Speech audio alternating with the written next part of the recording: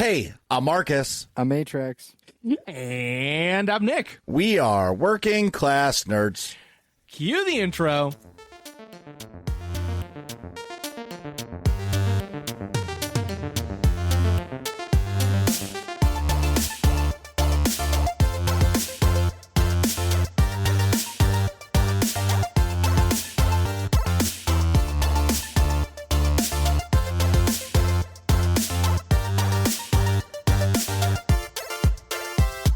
That's right, we are Working Class Nerds, the podcast that gives you no information about your favorite information. Today is Thursday, April 11th, 2024, and you can find this 243 podcast on any podcast format in the galaxy far, far away.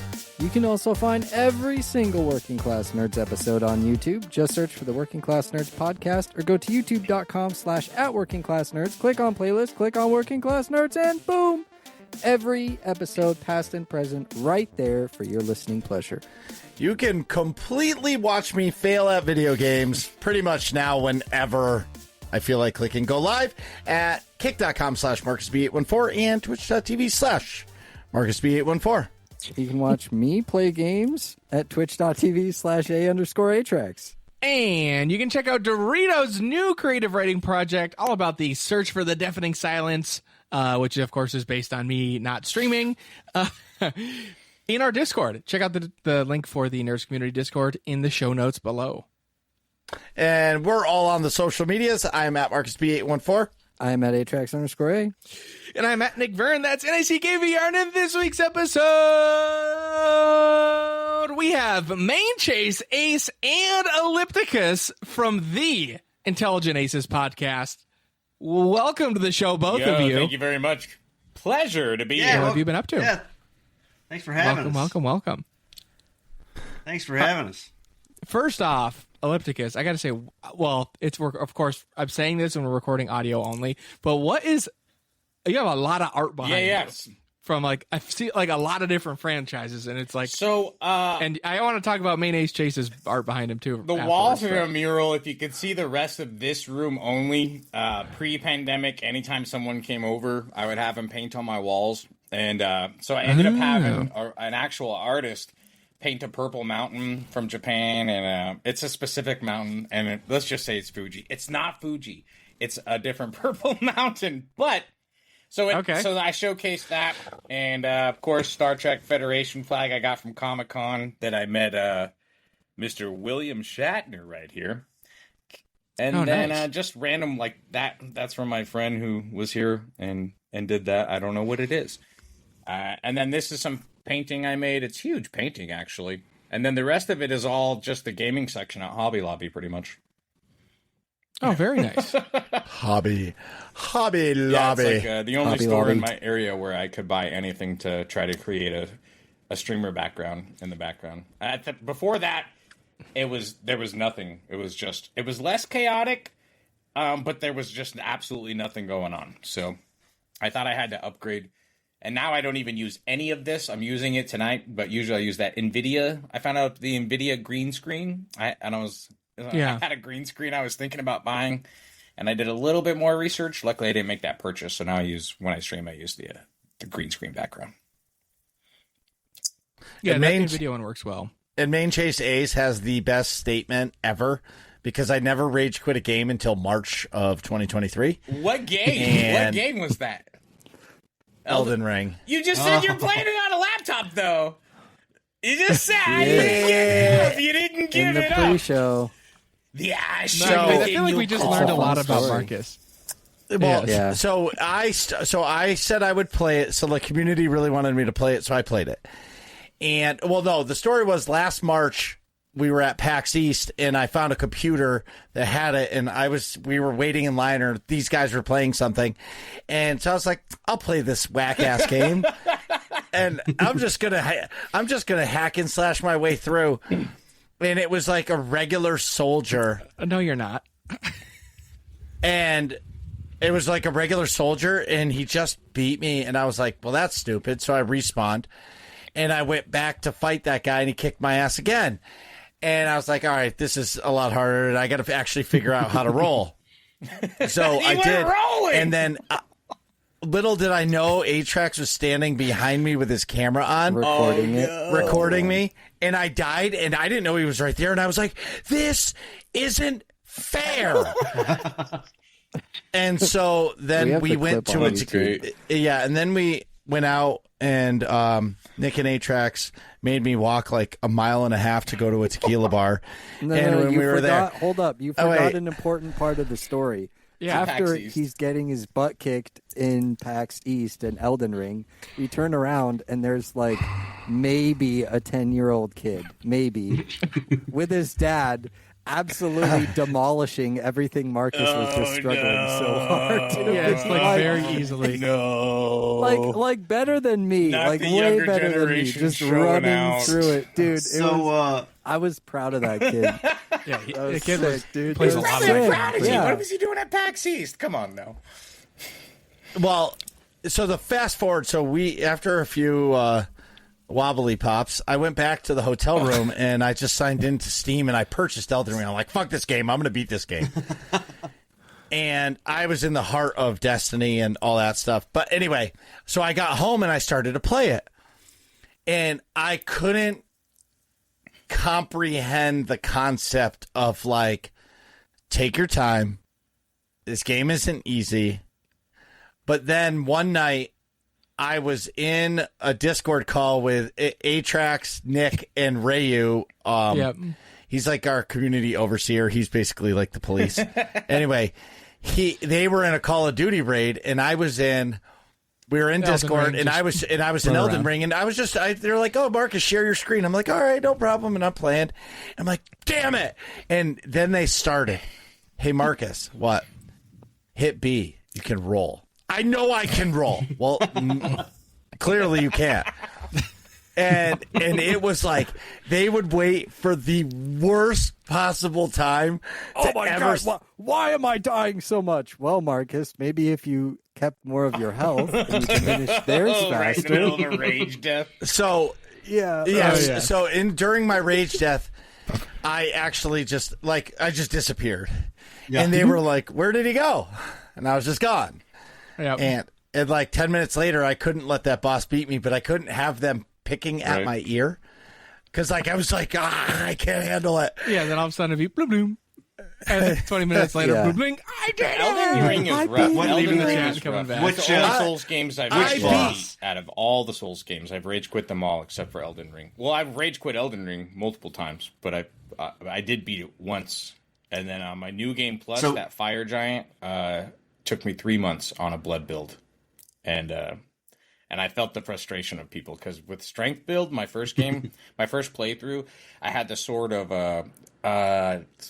Night and Flame. I'm trying to remember, but it was before the nerf. That sword got nerfed, and after the nerf, the sword was like nothing compared to what it was. But I just kept building my strength, and it was such a difficult game because, like you said. Just a simple guy, a simple guardsman would kill. You just killed a boss. You are a badass in your own world, and you turn the corner, and it's like NPC X53 just fucking jabs you to death, and you're like, what the hell is that guy even doing there? How did he follow me? Why did he follow me that long? It's crazy. Elden Ring's a great game. I'm excited for the DLC. I just seen it's still like in the top 10.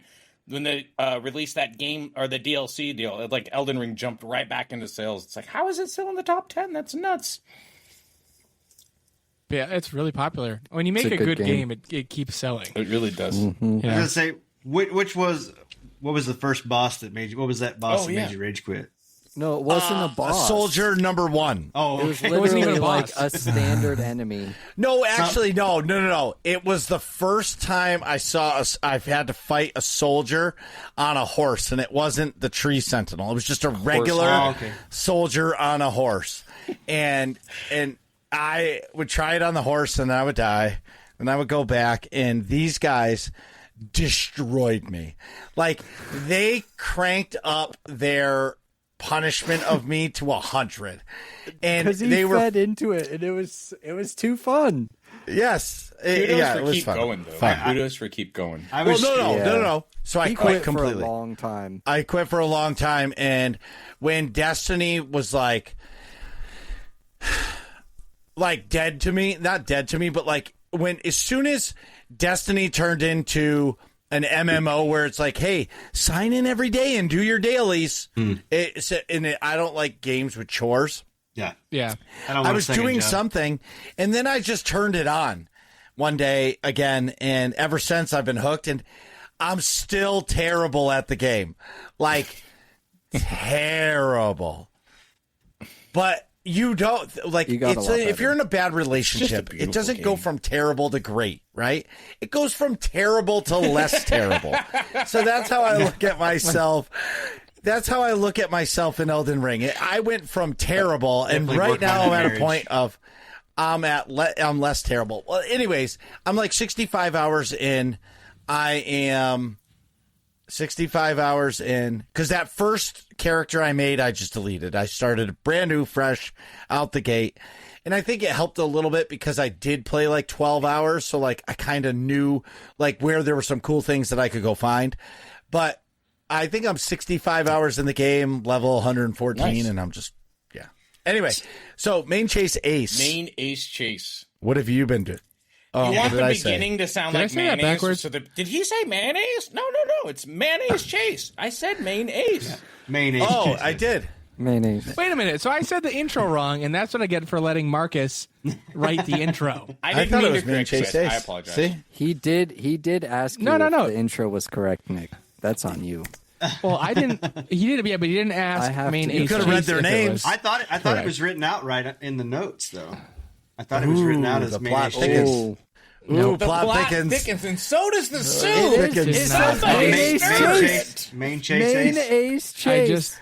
No. I just changed it. I just changed it right now. Oh, you just changed it? Yeah, I don't know why, because I already read it, and it's already gone. Okay. It's gone. Forever. Well, that's... And it's gone.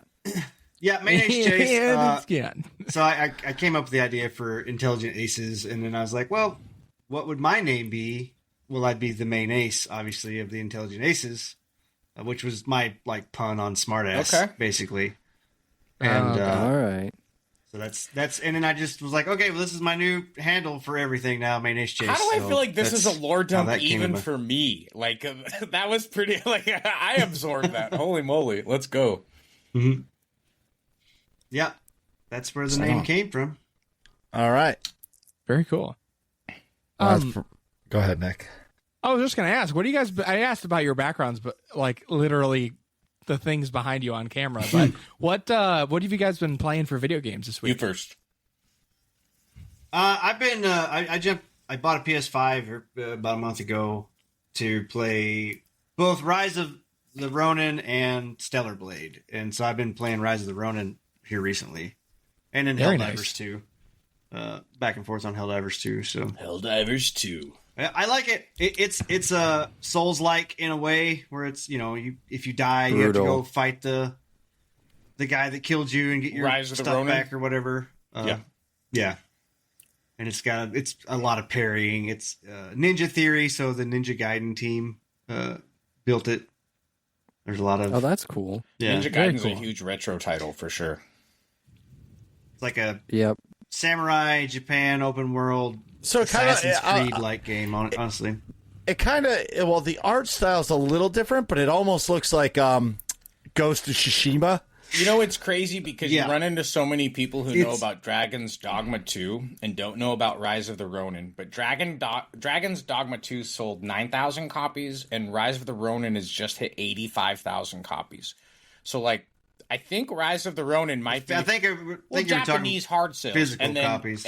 Either way, though, that's just this week with trending news. I think Dragon's Dogma 2... had this huge hype up, and Rise of the Ronin ended up being an underdog that performed. It's got similarities to other games, but which game doesn't? I mean, and so if you like the similarities, it's even better. It's not as pretty and it's not as smooth as Ghost. Ghost is probably my favorite game in the last 5 years. Still, I agree. It's not as pretty. I'm looking at it. I'm looking at chapter 1, and it was the first boss fight. But the thing about it, it's a sleeper, right? Helldivers came out of nowhere. This game will sell when people realize, It's a good game. How great it is, yeah. Yeah. To me, my rating's going up and down. Like IGN gave it a 7. I think 7's a fair. It's a good game. It's not game of the year. It's not the goalie. It's not, It's not a pile of dog crap or nothing. It's a fun game if you want a good game that's got a big map that you check stuff off of. I mean, the combat's very interesting. There's like. All right, just for the record, the cutscene I just saw with the horse, it looked like the horse was animated in 1995, and everything else looks fantastic. Now, the horse running, running, it looks so jank. I will admit that. They're known for their gameplay. Right. You know what else looks jank? Speaking of which, did you guys see the trailer for the new Star Wars game? Gosh, we were just talking about that. What is with the main character's face? Dude, looks like a puppet, just like an animatronic. Look up the actual model.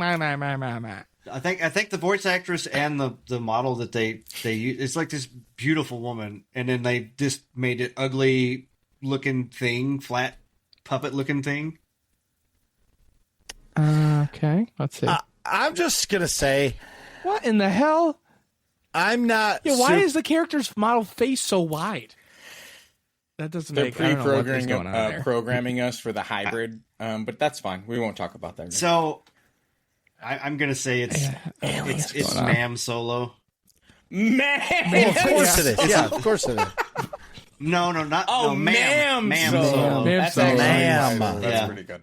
I'll take that one. That's pretty good. That sounds about right. Yeah, I love Star Wars in every way, but I'm not super thrilled about this. Like, honestly, I don't want another single player Star Wars game. That's not what the industry critics say. It says that the people want more solo Star Wars games. Well, I like those. I like the Jedi series. Perfect. What I don't like is Ubisoft. Anything they touch sucks, except for Siege. But that's not their really. Everything EA touches kind of sucks too. Don't you talk about my baby? I play Apex, and I've got gripes. I've got concerns. I've got issues. But the point I'm trying to make is, like, instead of pushing out another single player game, give us another Battlefront. Battlefront 1 was great. Battlefront 2, they just tried to screw everybody, but that still is one of the top 50 games played. Really? Battlefront 2. Well, isn't the Knights of the Old Republic remake coming out still? Like, aren't they still working on that? No, that got canceled. They did cancel it. So they ditched it. Same with the FPS. That just got announced like this week that they're still making the KOTOR remake is okay. So yes, but that's what I was curious about. Because... Wait. We did talk about the KOTOR remake, and we also talked about a KOTOR. Hold on now. Wait a second. We mentioned it, yeah. There's been article from March 14th, 2024 says Star Wars KOTOR remake, everything we know so far, is officially in the works. And so they reallocated. Supposedly. Was there another KOTOR? No. That's the same team that laid off. CEO says it's alive and well. KOTOR's in the works. It's in the works. Why don't you just wear your glasses, dog? Good. Well, I've got a super big glare. So do I. You can almost read my screen in mine. You said you're not recording, so I guess it doesn't matter. Ain't nobody going to see the video. Yeah, that's true. Yeah. That's right. Bro, just be you. Yeah. I'd take my contacts. Because if I don't know where you live, but if you were walking by me and you didn't have your glasses on, or you had your glasses on, I wouldn't be able to recognize you. But now I would. I pull my Clark Kent. I take my glasses off. I still only bring it's a habit I'm trying to form, and I only bring branded stuff on screen if they're going to be sponsoring me. That's my new goal. It's my new goal. I found out about the AI Mountain Dew's using, and I was like, really? I can put a Mountain Dew bottle in my background? And things will happen? Did you guys hear about that? Supposedly the Mountain Dew has an AI that scans for Mountain Dew bottles. If you leave them up all year long, you're like a shoo-in. If you do it for the 48-hour period that they hold the annual thing, then you're in the new updated AI algorithm, supposedly. But they scan for just a Mountain Dew bottle in the background through Twitch alone. And certain users are highlighted, certain users get prizes, blah, blah, blah. So on and so forth. Mountain Dew. Yeah, but, I mean, if they're using AI, everybody's using AI, so I just don't want unbranded, if they're not sponsoring me, that's like free advertising. That's free advertising right there. It's free advertising. I think you just gave Mountain Dew a bunch of free advertising. Because I'm actually on the verge of doing the Mountain Dew bottle one. I almost did it for the 48 hour thing. I was like, really? They could highlight me in the Mountain Dew gamer segment section? Well, I think that's surely a lot of people are looking at the Mountain Dew page for what game to watch. Well, I think if you look at how there's all those websites where you can sign up and basically let them take over your computer because it's free software, and they'll create clips of you on Twitch for free, but clearly you're letting them into your computer for free. All that is just AI based. It's based off your facial expressions, how loud you get during stuff, and it creates those clips for you. And it's the same thing with the AI. They just send the algorithm into Twitch, a bot that just scans for Mountain Dew bottles, and they find them and they just track the name. It's the same bots that are, like all the bots in your Twitch chat that are like you have 10 viewers, but you have 75 people in your list. Right. Clearly, those are all bots. Yeah, I'm really happy with the bot removal. I don't know if you guys are using that, but it removes bot follows, it removes bot viewers, and if you get bot bombed, so like if you kill someone on Apex Legends, that was a while ago, and they come in and talk crap in your chat, your mods can ban them. But even if they get banned, they can go through a third-party website and pay to just have you nonstop getting likes. So like literally if you were doing like a 24-hour subathon or whatever, at that point now your alerts are going off for the next 24 hours nonstop.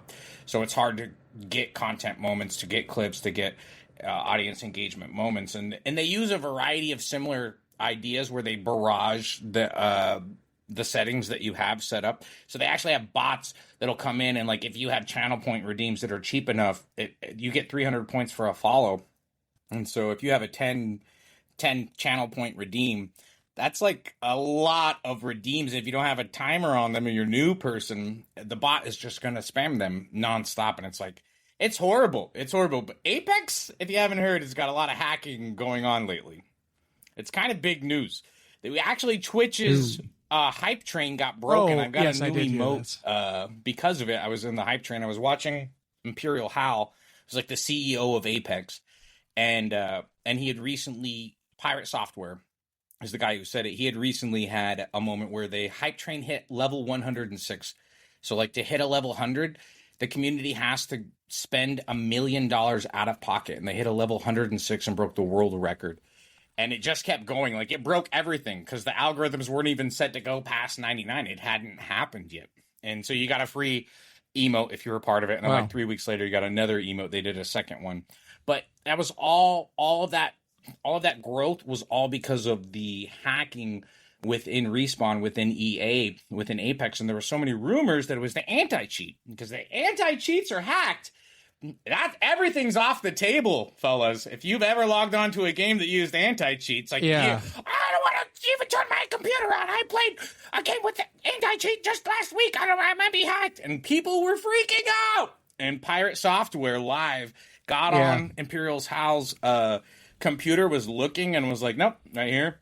That guy right there. Within 10 minutes, he traced it to a rental server. They got the rental server's name and address and was like, able to determine a lot of information super, super quick from Pirate Software, or no, not from software. Pirate Software's, I only found him out because of that interaction, and the guy's blowing up huge. Like, it was a great interaction to find out that there's still people fighting back. So I have to ask, I just want to rewind because I heard something. So you said the Apex CEO was streaming? The CEO of Apex. So he's not actually the CEO of Apex. He is so good that when he got hacked live during the competitive championship, the hacker hacked him and the second biggest viewer streamer, General Burton, who I didn't even know about either until this all happened. And the hacker hacked him live. and was able to make people speculate that it might be the anti-cheats that he used. And so when he hacked them live, he hacked them and added cheats to. I understand that. My only question was he the real CEO of Apex? He's like the top streamer, good at Apex. He's not a CEO. He was doing worse at the game. He was like, no, this isn't normal. I'm better than these cheats. And so immediately recognized that there was. So we call him the CEO because he's literally. Yeah. It's Team TSM, Team Solo Mid. He also looks like a 5-year-old team in the world. So I'm just going to say it. First-person shooters are done. You can't stop the AI stuff. I mean, monitors are coming out with AI aimbot, right? Monitors. So, like, if first-person shooters are done, you're never going to have a game unless you're in a local privatized arena. When you do that, you're not going to have people using aimbot wall hacks. And if there's a client-based FPS, that's even easier to hack. Yeah, but also I have to interject something here, really quick, because you said something that piqued my interest. Now, TSM's not the top esports org in the world, not by a long shot, bro. Hey, let's go, Ajax. I was waiting for. Are we talking about popularity, monetary value, or I'm talking about all of them. Well, I mean, I guess if you want to go by earnings, you would go by Team Liquid. Probably won the most money, at least in terms of a lot of the they won $49 million in Dota alone. It's just Dota. It was just overall. I was waiting. I also want to throw out there T1 $2.1 billion, especially in Korea in 2023. Let me just check. TSM and then revenue. But either way, also I would like to throw out there that the owner of TSM definitely not Hal's reported good, revenue as TSM. Person. He's also the second highest revenue earner within TSM. He made revenue. He owned profit for Hal personally reported on taxes. He's the second highest maker in TSM was $693 million. And that was just out of tournaments. But that he didn't was only make that from TSM. Yeah, but that's his revenue. That's tournament. Yeah, that's not his. No, because advertising is the key for esports, and TSM has the highest advertising revenue. Well, but he streams all the time, 8 too, hours right? A day. Yeah. But he also streams. Yeah, that's what I'm saying, but he's not playing tournaments 8 hours a day. So he's getting money off of his streams. Yeah, that's what they're trying to say. So all that money is not just coming from tournaments. Subscriptions were not included in those, and he's got a 9,000 minimum sub. I would like to throw out there, what tournaments are you playing, and even if you're winning all of them, to where you make $600 million? Is one of the highest there's not competitive payings. Yeah, but it's not $600 million a year. The highest, I believe, right? On the esports community? No. The highest for Dota TI at most, which was one of the biggest tournaments ever, was like $39 million. For the international. That was 111 tournaments that he made $639 million. And as a sole member, just tournaments. We're not talking about advertising revenue. We're not talking about subscription revenue.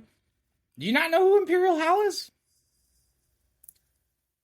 Oh my, Team Solo Mid. Actually. So you mentioned that this all got brought up because he said, wait a second, the CEO of Apex. So it's a figurative term that he kind of earned.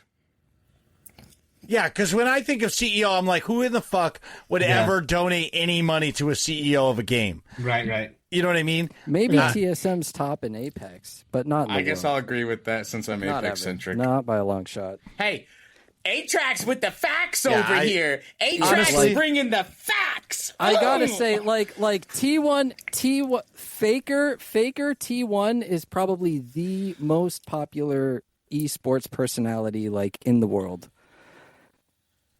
I would argue in terms of global impact, because he's popular. He's certainly popular in Korea. Everybody in America knows who he is. Just from a quick search.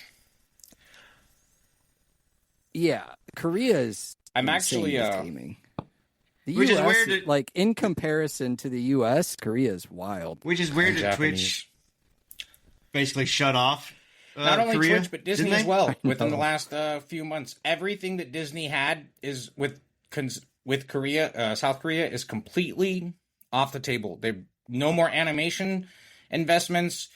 They backed out of theme park investments. Disney's in the toilet anyway. It's kind of surprising because they're a close, not only political ally, but like westernized Asian country. So I was surprised to see a weird Disney, and there wasn't a lot of information that I saw when I read that Disney was backing out of South Korea. I'm going to have a hot take and say that probably because China is buying a lot of what Disney's selling. I don't know. I feel like China would be... And they're just trying to limit the market. Heavily changing. Where did you see that?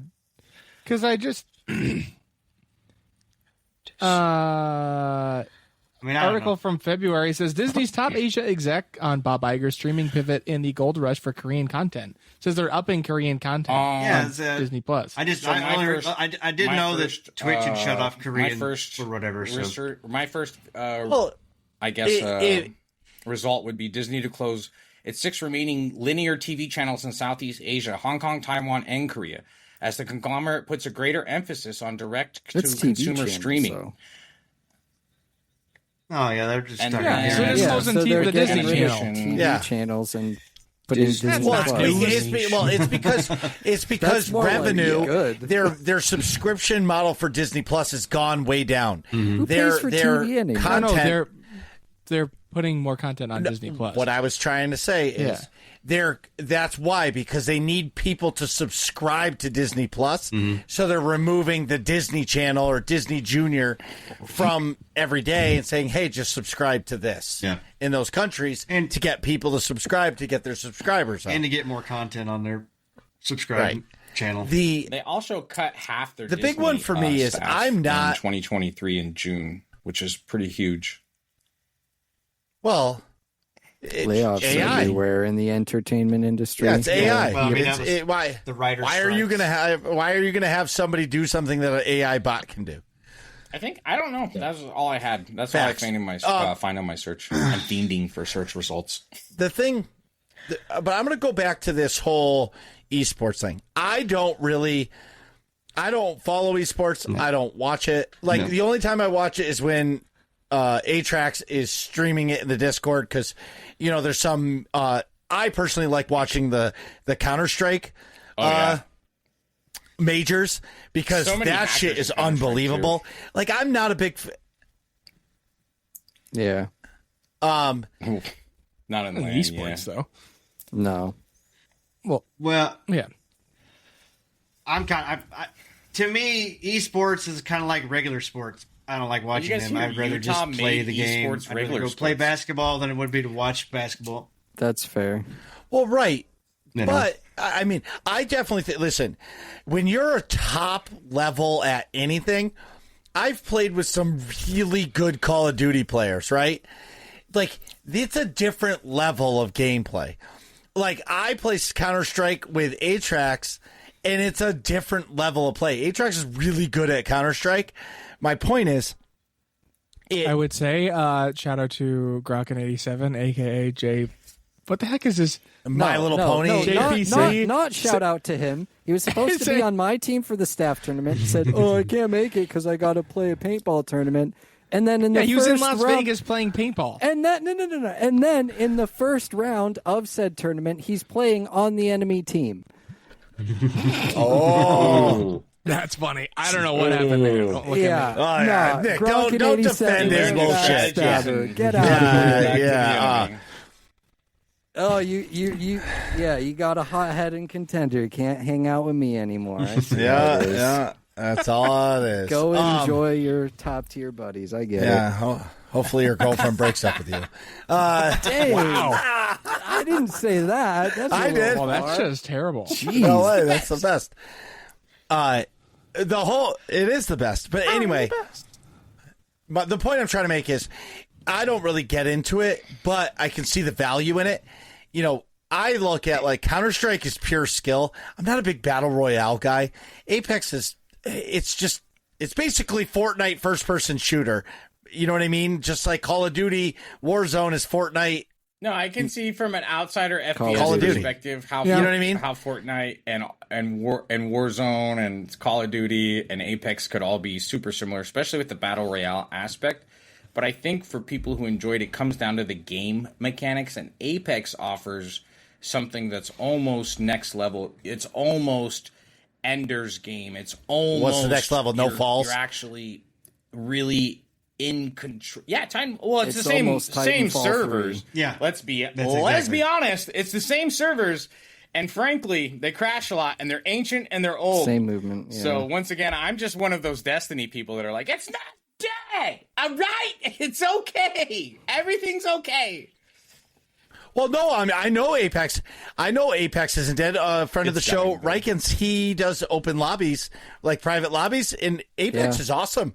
It's just, for me, the battle, it's just like your standard issue first-person shooter. I have over battle 10,000 hours in the game, and I'm the 4,035th world-ranked Loba, so I'm a little biased, but I'm just addicted to it. Yeah, but it's okay to love it. I log on and I'm like, let's have a good day. But I was the same way with Call of Duty. No, but it's where all your friends are playing. You're logging in. You're chatting with your friends.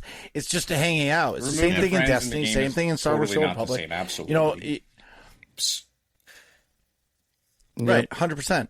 But when you get into the esports level, like, because just like the small time, like, esports that Atrax is doing with the Counter-Strike Confederation, like, that's unbelievable for just a small group of players that made rankings and they're doing it themselves. You know what I mean? So, I mean, with live cast and everything. You said you compare it to real sports, and this month Utah made esports an actual statewide sport. So you can get a varsity jacket in it. It's part of your high school curriculum, and they emphasize on the leadership abilities, strategy making abilities, and like the educational aspect of playing esports. They haven't announced what games they're going to allow in the school system.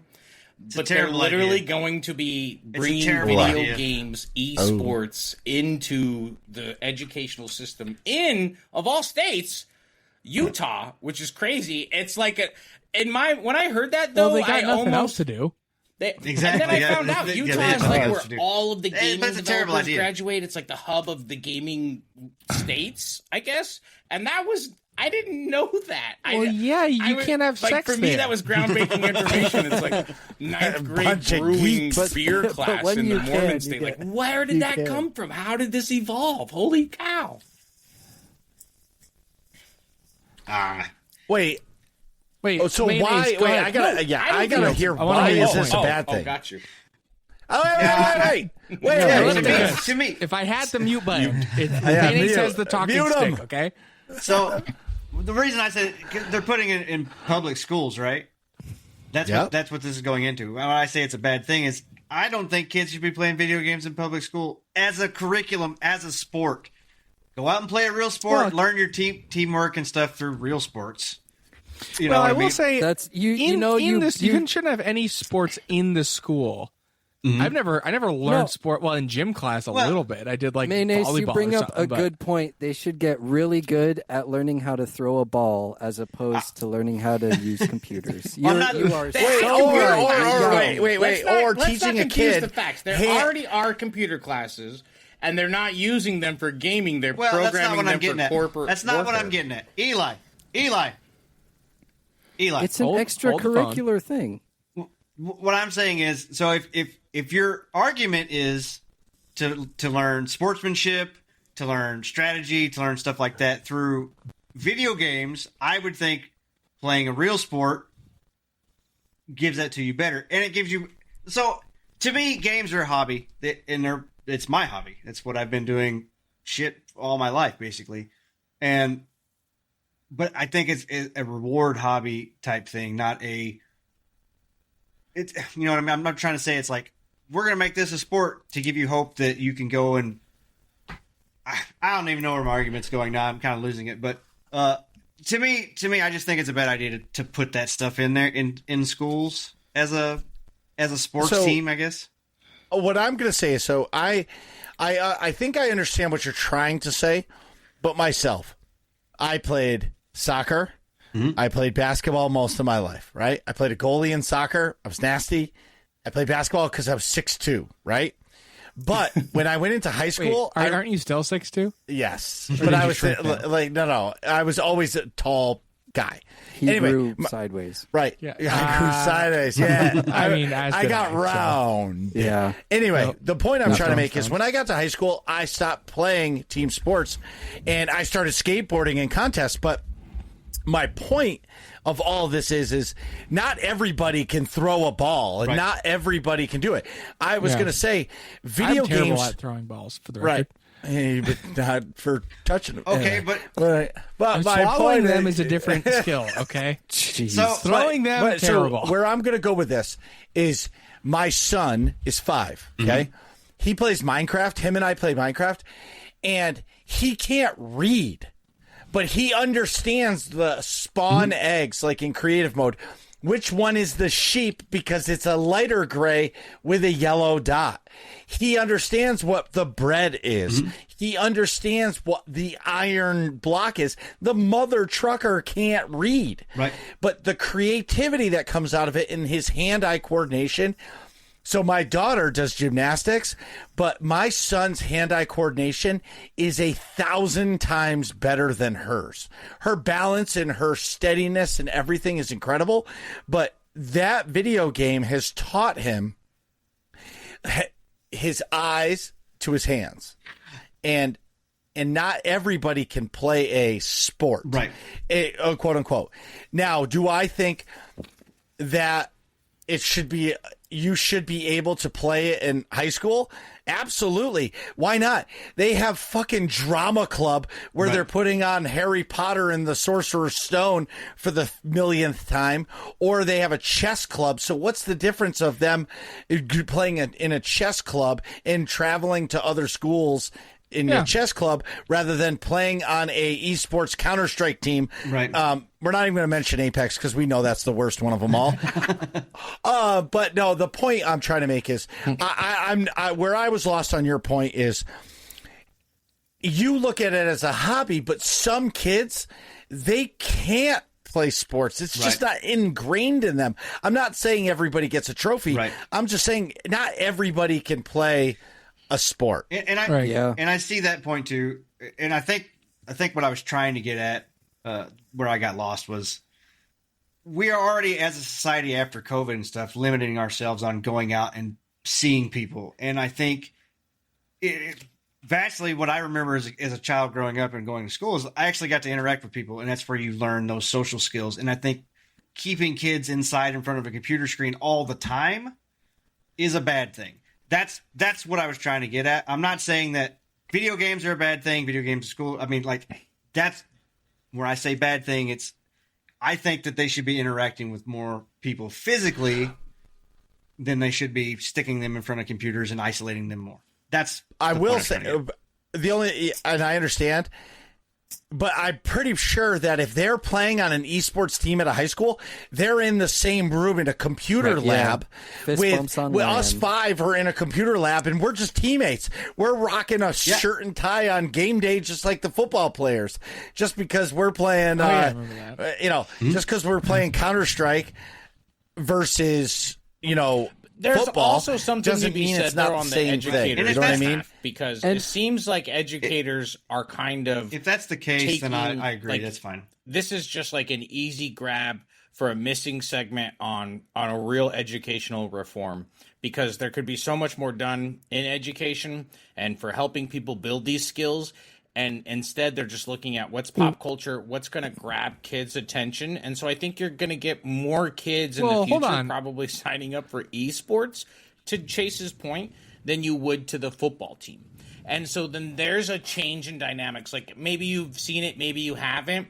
But more when you poll children in America, they want to be apples and oranges. They want to be what the content creators. They want to be influencers. When you poll children in countries like this one little clip I seen on Facebook that I didn't fact check. When you poll children in China, they want to be astronauts, doctors, etc. And it's because of the media that we allow them to absorb. So at some point, do we cut the line here, or do we find a way to absorb it? So it seems like it could be what's going to be in the future in general for everywhere. But it also seems like if it fails miserably, maybe they'll take a really hard line in the general public education system against it. Well, I will say, I feel like you're conflating a lot of education with extracurriculars. Right. So, like, this is after school. That has nothing to do with education. This is like the e-car team. I went to, I had 7 periods. You know what I mean? 2 of them were voluntary, and they were mixed into my schedule, and they were part of my general school. If I became part of the football team specifically, then that would be my time after school, going to practices, going to games, etc. But the reality is they're making this an actual core class. Okay. This isn't something that you sign up for after school. Yeah, this is part of the curriculum. This is going to be a class available, part of your core educational. This will take the place of art. This will take the place of physical education 100%. But they won't teach you how to balance a checkbook. Yeah, well, okay, that is now a separate issue. Yeah, now we're getting it. I want to say, I want to point something out, though, real quick. Sports, whether it's physical, esports, whatever you want to call it, sports, at the end of the day, are about entertainment. Mm-hmm. It's entertainment for you. It's entertainment for the people watching, etc. I would say that it's about winning and conquering your enemies. But well, go ahead. Well, I mean, yeah, like that's why people play. But I'm like, just kidding. Overall, right? Sports are it's entertainment. It's throwing the ball around with your friends. It's playing in the high stakes NFL game. It's when I playing budget in the my monthly stadium, expenses, Counter-Strike, it's in the entertainment League budget, or 100%. Apex or whatever. So my exactly. thinking is, if they had an esports high school league or whatever you'd want to call that, would they go to opposing schools, set up a LAN party face to face on the court, and then have everybody in the bleachers? Like, would that be a thing, or would they just do that? it? They've done would that. they do that? High schools and colleges have done that. There's videos of it. It's cool. Yeah, it's sick. I would love that. Yeah. Like high school, traveling to the other team's high school. Yeah. Got your and, keyboard in your back, or whatever. Yeah, like we're the away team. We just kicked your ass. Yeah. 100%. Right. That sounds pretty cool. But is there? I think that sounds pretty cool. Toss That your sounds mouse cool. out to the crowd. Yeah. Just sure. Well, yeah, that's true. I It's only know. 3 I do people want for quads. Apex, I though. want That's- quads and solos. That's Yeah, to tough. pump those numbers up. Who has 5s? Get Where's 5s. So, Not battle royale games. I'm just memeing. Search it. At the end of the day, I think the world is pushing towards a more digital society anyway. Whether I'm old as fuck, I'm 41, like it's never going to be drinking out of a hose again because it's dirty, 40. right? Like 40 crew. the world we live in is But I more love the taste of E. coli. yeah, like Dude, right? it's the world. Look at us right now. I'm in Massachusetts, you know what I mean? Yep. And Yep. I used to be in Massachusetts. Now I'm in Connecticut. yeah, West Coast, best coast. yeah, but like the point I'm trying to make is like this magic happens because of the internet. And that's it's just the world, it's the society we're in. and I'm not saying not to embrace that. My thinking is, I think we should also embrace connecting to people, our neighbors and stuff like. I feel like we've fallen away from some of that stuff a little bit. I'm going to tell you right now, I have a friend. He lives in Florida. Him and I don't see each other too often. For the record, Nick said he wasn't going to have to pee. Anyway. I bet he didn't. I bet he got a emergency transmission. Oh, yeah. You from need to get Imperial up here right Command. now. You need to grovel. It's time. I'm going to bed. You need to tuck me in. The point is that I'm trying to make is that society is more digital. One of my closest friends in the whole world, like I can tell you guys, I have 5 friends on my hand. 2 of them are digital. Yep.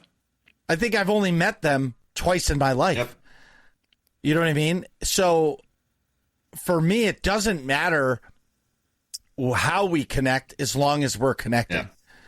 You know, my children, they do stuff to be social, whether or not it's as social as it used to be. I don't mean to cut in real quick, but that's like my grandma's fear. I just know or my grandfather's fear when we got a computer right there. As long as they connect, that was his fear. He's like, at some point, that might be people's only way to connect, and then at that point, that's what society is. And so the older generation could say society failed, and the current generation says we're connecting. So it's all perspective, in my opinion. Well, look how many people work from home every day. Mm-hmm. You know, yeah, exactly. So I don't. I physically work every day, but the point is hybrid. Right, exactly. But you can make $100K plus a year all day and work from home every single day of the week. I know somebody that does that. TK Well, yeah, but like, I'm kidding. Yeah, it's the whole thing. Not, but don't. No. I'm just saying that you can find plenty of successful jobs just working fully remote. Right. I know. I mean, one of the guys I play paintball with is deceptively wealthy and works completely remote. And he's just like, we're in Austin, Texas, Florida, wherever, and he's like, oh, I got to log on for a meeting. Hold on. And he's on the phone. No, you idiot. Yeah, but that's why you gotta program it like this. I can do that in 2 seconds. Ding! See, I fixed it. Try harder. Drink more coffee. Coffee's for whatever. closers. Either way, I totally derailed Marcus's right. point. I'm gonna mix this up. Let's be quick, guys. Nick, what have you been up to this week? All right, so rapid fire. I have been playing Baldur's Gate 3. I'm about 10 hours in, but I'm an idiot. Idiot. All right, what do you... All right, well, I wrote it in the notes, but Marcus, if you haven't read yet, because I know sometimes... Okay. What, in an RPG, single-player action RPG, what's something I really like to do? What's side quests. Yes, and what's like... What else besides side quests? Character customization? Well, I like to see everything, right? I like to explore. Yeah. That's what I was trying to get at. Yeah. So anyways, I broke my rules, and I forgot to circle back to a spot I was going to explore right in the intro. And I missed, like, there's 7 companions you can get, and you, like, find them all right in the beginning, and then you can pick and choose who you want in your party at a given time. And that's, like, a core component of the game. This is Baldur's Gate 3, right? Yes, okay. And I did not do that. Yeah, you're only 10 hours in. Wrap it up. Yeah, like I'm 10 hours in and I'm like, I only have 2 out of the 7 companions. And I'm like, why am I dying so often? Like, I'm getting destroyed, but I'm like level 6, I think, at this point. So like, I'm like into the character progression a good amount because I think the cap is 12. But like, I'm like, why am I dying so much? Like, I'm on normal difficulty. It's not that hard. And then I realized, like, I'm like, all right, let me look up like tips and tricks. And it's like, from IGN, it's like, first one, make sure you get all your companions. Idiot. Well, you know what it is too? I went like from the start, it's like go up the beach. Hey, here's a big door. It looks like civilization. Go through the big door. And of course, me, the explorer, goes, no, I'm going to backtrack through the ship that just crashed. And I'm going to go this way. And then I did. And I realized, oh, I can keep going north from here. And then I forgot to backtrack to the beach with the big door, which is where you find everybody. So long story short, I'm an idiot and I'm going to restart and make a new character. I would. Yeah. Yeah. Like, just run it back. I didn't ask the question. Did you make a male or a female character? My character is a male, half elf, drow, like half dark elf, essentially. Okay. Elf. Warlock is what I did. But I think I want to make a paladin this next character. But, so basically you did the trial and you're like, this might not be what I want to be. Yeah. Before I get too deep into things, but yeah, I had a job interview for like my ideal job today, and I was super duper busy because of that. That was pretty sweet. Not ideal, but like it's like a remote or go in or hybrid. Nice. But it's a managerial position. Oh yeah, buddy.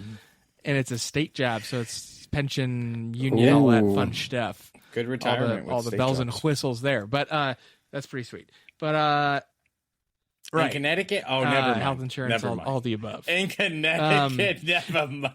Never mind. No, I'm just kidding. I'm just kidding. Without spilling too many beans in my industry, I haven't got the details, but the interview went really their good. Stuff together, and they're looking towards the future. The way I look at it, Nick, they're okay. But no matter what, Nick, at the end of the day, they liked you enough to give you the interview. So that's a great whether or not you get it. A second interview already. So. But there you go. But I'm just going to say the state jobs don't pay the greatest. But no, they don't. But the benefits do, and it's also 15 minutes for commute instead of an hour and 15 minutes. That's huge. Like my current job is. It's 2 hours a day. Making money in gas right there. That's quite the upgrade. Yeah, quality of life. Yeah, way better. But also, so my favorite gaming franchise of all time, Fallout, has a TV show on Prime Video. I've only watched the first episode, and I watched it last night. Honestly,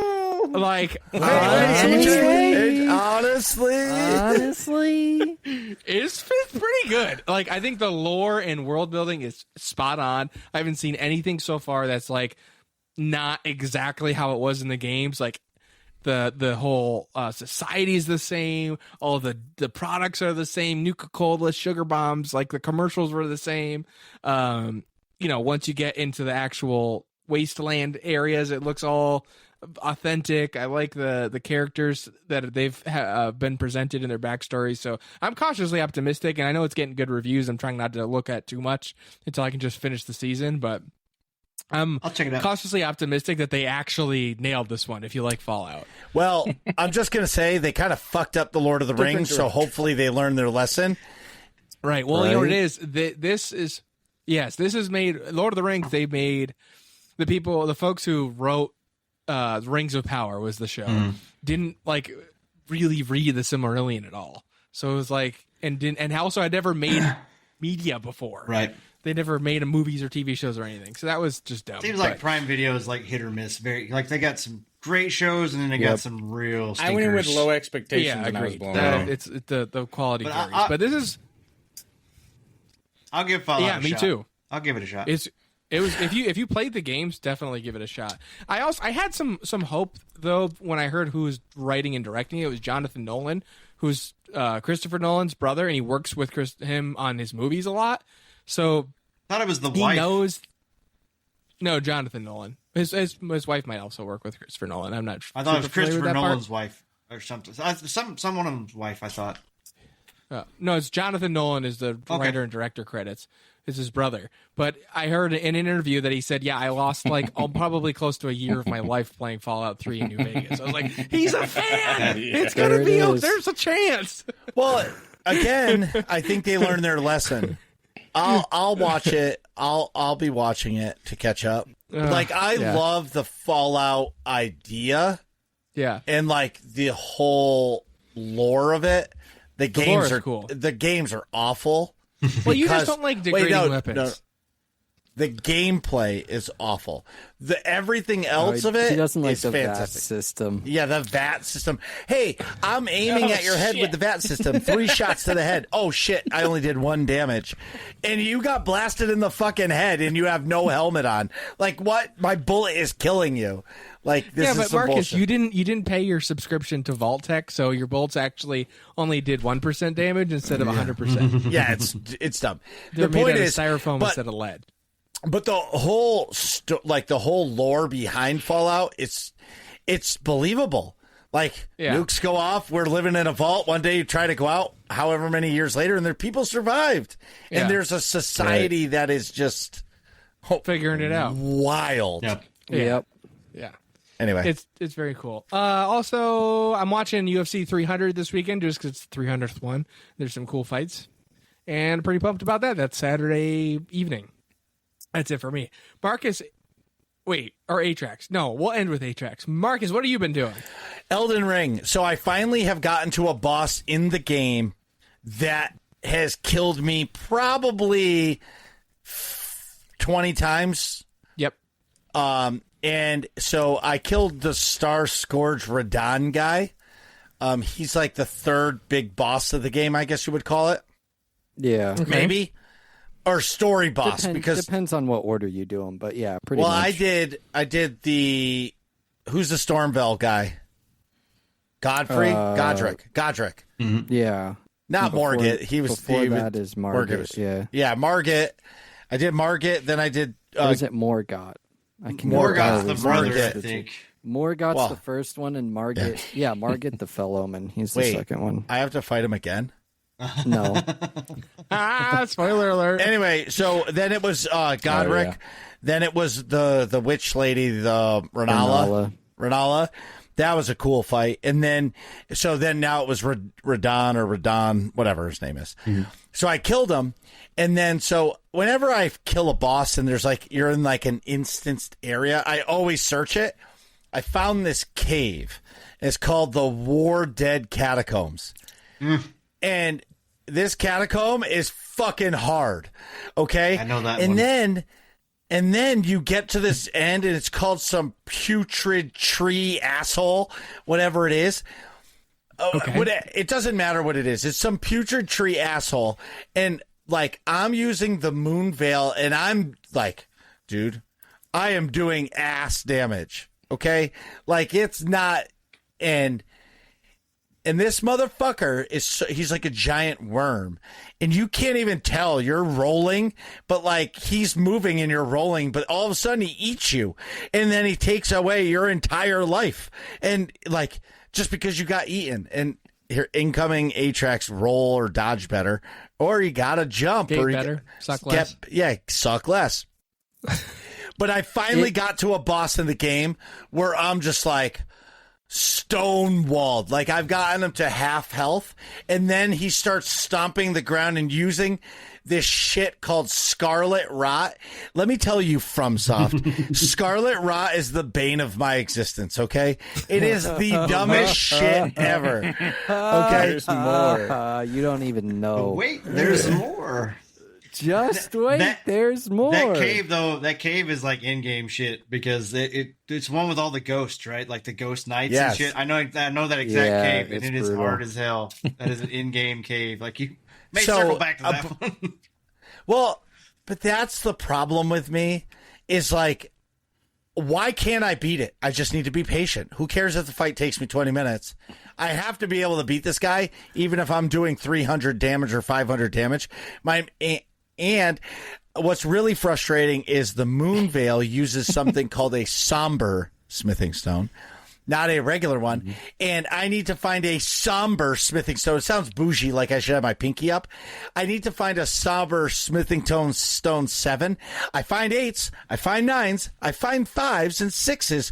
No fucking 7s. Yeah. Nowhere. I've been searching for about 6 hours, just killing things, looking for a somber smithing stone 7, somber smithing stone 7, and this fucking game won't give me one.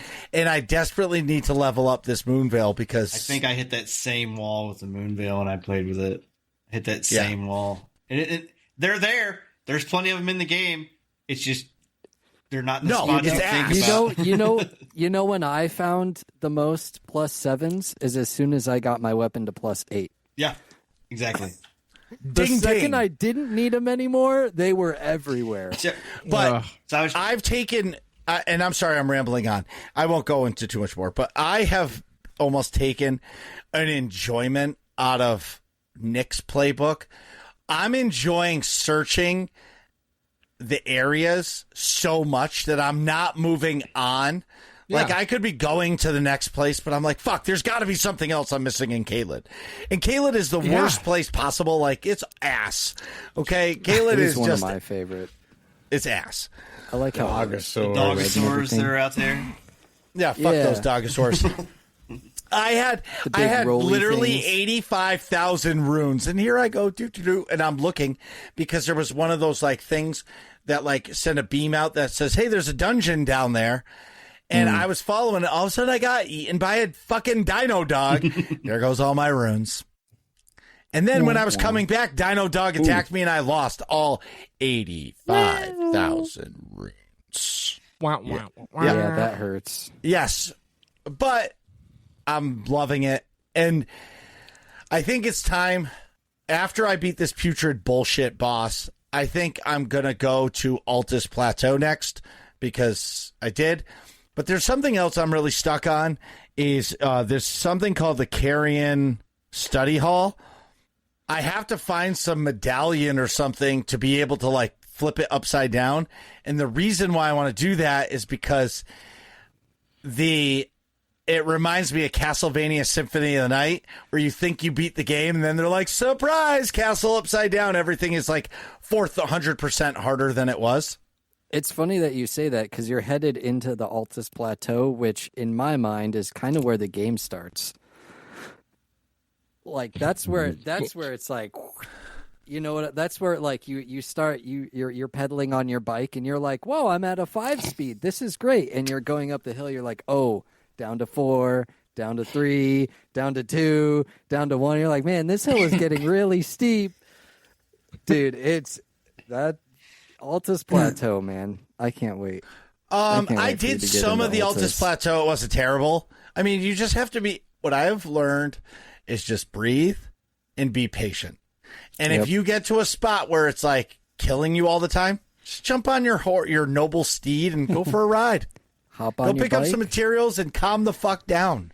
Yeah. I got stuck on Margit the first time, and I was streaming it at the time, and I think it was I fought him for 2 hours. I took all my armor off. I was like, screw it, the armor's not doing me any good anyway. I'll just take it all off. To hell with it. And I fought him. I threw my controller across the room. I got up and just left stream for like 20 minutes. Came back, stream still going. Ended up having to like do a summons to actually beat him. And then after that, I was like, oh, I can just summon shit to kill. Yeah, screw that. Screw this game. I'll just summon everything. Beat with Dawn and summon him. Yep. Okay, so I did use the summons in Radon, but Renala I did not, and you don't need to for Renala. No, but even like I did on Godric, but I felt like I cheated because like I didn't hit the boss the last time to kill him. I'm like, I didn't fucking win. Like this fucking AI beat the boss. Like I didn't. So now I try like hell to do it, but like I got into a cave and it's the stupidest fucking enemy ever. It's those stupid like Medusa cat fucking dogs with swords and flames. I don't know what they're called. Yeah. Yes. Yeah. I don't know. What, the fucking dumb. Scripted move. Except they're like, yeah, but they're assholes. And there was 2 of them. I'm like, why would you guys do this to me? Like, why are you going to give me 2? But, get used to that. Well, but my final thing on Elden Ring is something really cool kind of happened when I was exploring. I found one of those Everjails that drop underground. You can't summon anyways. And I dropped down and I had no idea what was in there. Who was in there? Godric. He went like Gandalf the Grey on me. You know what I mean? The white, like well, yes, I'm sorry. He went from gray to white, but it was kind of, I fought like a spirit of Godric. That was fucking awesome. Just to like so I got to fight him spirit wise. You know what I mean? It was fucking rad. Oh no, like this isn't fair. It's not even fair. What I like about it is it's nightmare raiding in an MMO without having to rely on 7 other people to do their job. See that.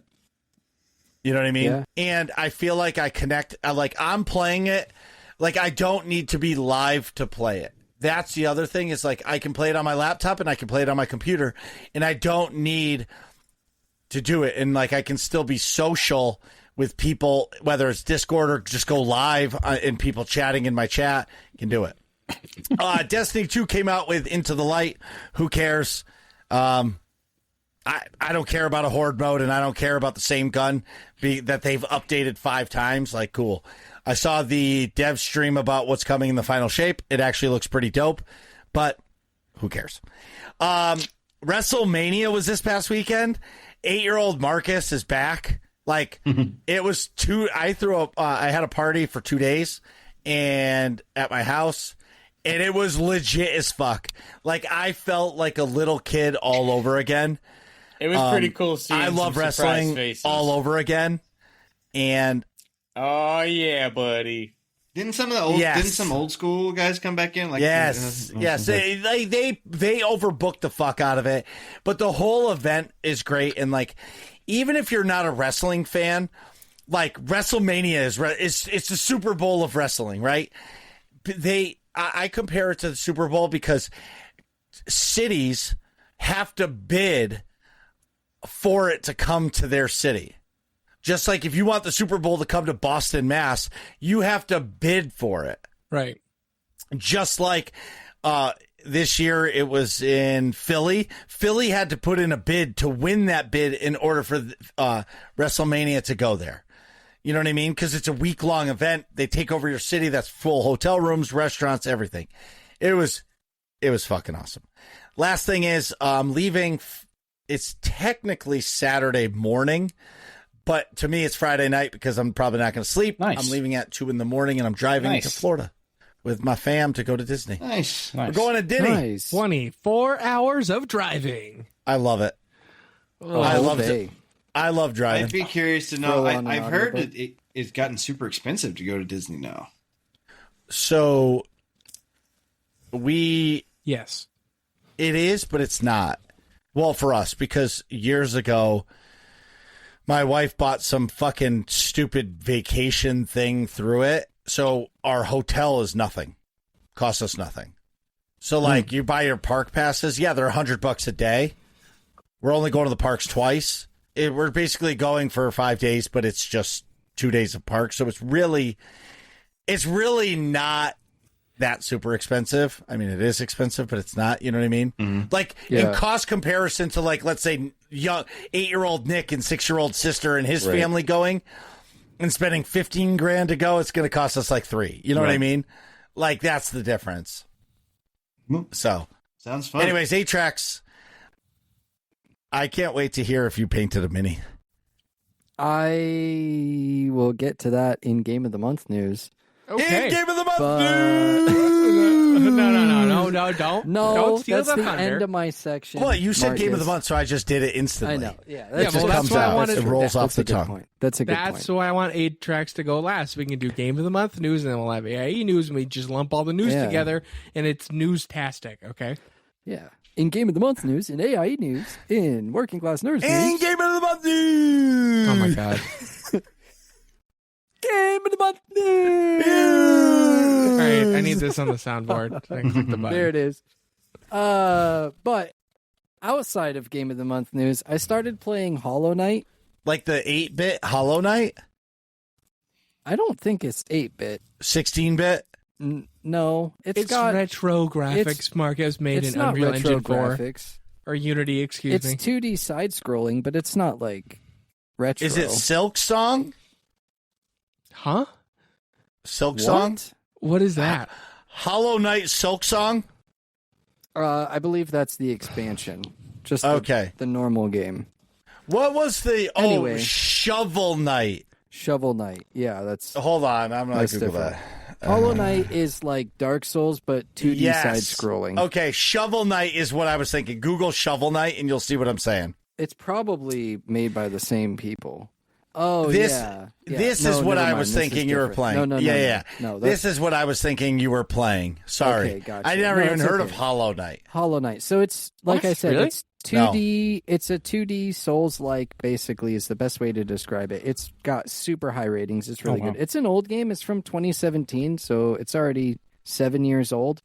But it's really good. I got it during the Steam Spring Sale, actually, but I just now started playing it, and it's a lot of fun. I recorded my playthrough. I put episode 1 out on my YouTube channel already. I recorded another episode, but the game sound didn't record, which I'm super bummed about, so I don't know if I'll just put, like, the soundtrack behind it, or if I'll just keep it my voice, or, like, I don't know, but that'll go out, and I'll just make sure that I record more, like make sure that the game sound records next time. Cause this shit looks crazy. Yeah, I beat the first boss in episode 2. I'll put it in the chat. It's a lot of fun though. Like it's like 100%. I said, it's 2D side scrolling. There's no dash button, at least as far as I know now. And I'm only like an hour and a half in. I haven't played a whole lot, but I'm excited to keep playing it. I'm really hoping. In the past, I've been really bad about like playing games, recording them, and actually beating them, and recording like the whole series. So I'm trying once again to make it through the entire game, and kind of in the spirit of like Marcus is doing Elden Ring, so I'm trying out something new because I've already beat Elden Ring. I don't want to do it again, at least until the DLC comes out. Makes sense. Yeah, it's just I know I'm gonna have to play it then. So I do kind of want to try the modded version of Elden Ring that's got like seamless co-op, where you basically just play co-op in the games. Enemy randomizers are fun too. My buddy did it. And Sweet Johnny Cage. He was a friend of the show. If you guys want to see an awesome creator, go on YouTube and subscribe to Sweet Johnny Cage. He's awesome. He does like full walkthroughs of the games that he plays. But he's doing a full co-op playthrough, and he says it's just like an MMO. Like, think of like your standard issue WoW or Star Wars: The Old Republic or an MMO. He's like, basically it's an MMO and you're just going and killing shit together. Like running around the open world. That sounds rad to me. Yeah. That'll be sick. That sounds like a lot more fun than Apex Legends. I spent a lot of time on it. Oh, got him. Dang, shots fired. I think Elden Ring is one of the best made games, definitely in the last 10 years, if not in gaming in general. Okay. I hate taking over the conversation about Elden Ring. No, you don't. No, I actually do, because interrupting people, Marcus. I'm not interrupting. Yeah. I'm talking about the game over other people. No, nobody's talking. This is my section, but if there are not you want voices to talk about Elden Ring, go ahead. It's fine. If there are not voices to be squashed, Marcus will not be talking. I'm done. Move on. We broke If someone speaks and Marcus isn't around to hear it, do they get interrupted? No, I want to hear. What were you going to say about Elden Ring? I was going to say about Elden Ring is not only is it unbelievable, but like it's beautiful. I went into this underground area and I fought this like deer boss. Okay. You go into this area and it's like a swampy, starry like cave. And like there you have this like mystical deer. And he's really mad at you, and he wants to fucking stomp you to the ground. Now, his mechanics are really easy, but the point I'm trying to make is everywhere you go in Elden Ring is absolutely beautiful. I agree. Yeah.